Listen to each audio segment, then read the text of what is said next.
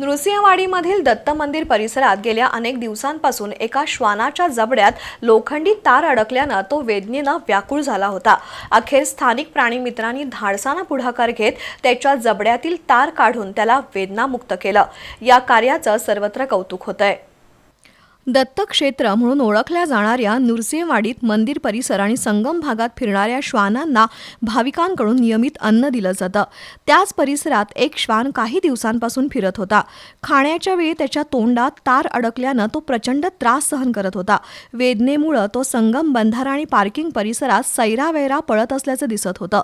Social मीडियावर viral झालेल्या photo आणि व्हिडिओमुळे ही बाब स्थानिक प्राणीमित्रांच्या लक्षात आली। अनेकांनी सहानुभूती व्यक्त केली, मात्र काही प्राणीप्रेमींनी प्रत्यक्ष मदतीसाठी पुढाकार घेतला।